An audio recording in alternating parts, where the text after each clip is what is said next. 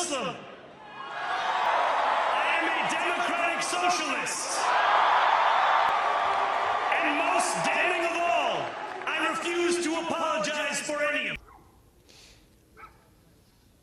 Growing up in the shadow of 9/11, I have known what it means to live with an undercurrent of suspicion in this city.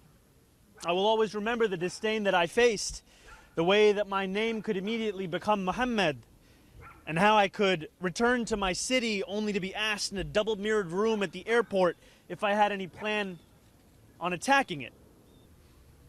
What you just saw was more than a historic moment. It was the arrival of a new chapter for Muslims everywhere. From being virtually unknown a year ago to becoming the leader of one of the greatest cities on earth. Meet Zohran Mamdani. Born in Uganda to Indian origin parents, Mamdani moved to New York at the age of 7. His mother, a celebrated film director, and his father, a distinguished professor, gave him a world of possibility.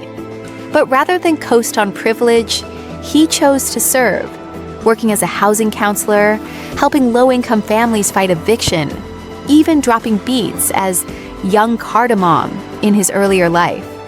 This is a story of identity, roots, service, and faith converging. Mamdani doesn't keep his faith in the shadows. He embraces it. He declares, "I will not change who I am. I will not change the faith that I am proud to belong to." In a city where more than 1 million Muslims have long felt they must quiet their identity, his boldness speaks volumes. Islam teaches us truth, justice, dignity, and submission to Allah alone. When a Muslim stands up not just for his community, but for all people. 6 years ago, shortly after I had announced I was running for assembly, a well-meaning Muslim uncle pulled me aside. He smiled softly and looked at me with care. In a quiet voice, he told me I did not have to tell people I was Muslim. His eyes kind, his beard proud, and his face heavy with the implication of the unsaid. I had not learned the lesson that he had been taught, time and again. It is the lesson that safety could only be found in the shadows of our city. That it is in those shadows alone where Muslims could embrace the fullness of our own identities. That's Islam in action. Mamdani's faith is not just personal, it's visible, it's courageous. It's reminding us that being proud of Islam is not a burden, it's a gift. Outside a Bronx mosque, Mamdani addressed the Muslim community Alone where Muslims could embrace their full identities. And that if we were to emerge from those shadows, that it is in those shadows that we must leave our faith.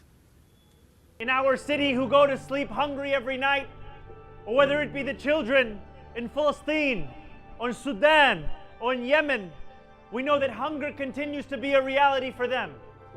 And yet we know that that hunger is a choice that others are making. And I am running for mayor of New York City to make it easier for families to raise their children here. To be Muslim in New York is to expect indignity, but no more.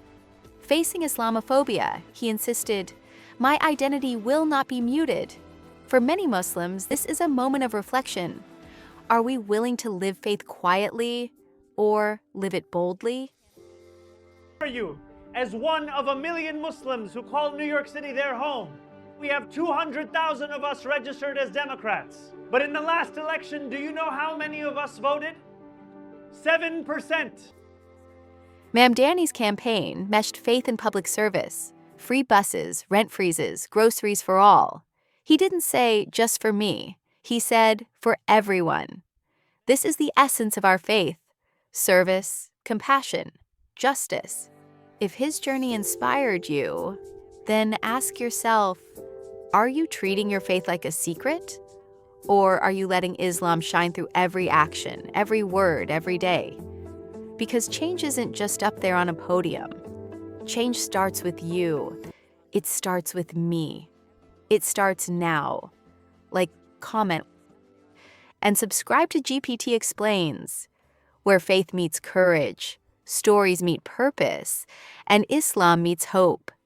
Zohran Mamdani stands in the limelight, but his message is for us all.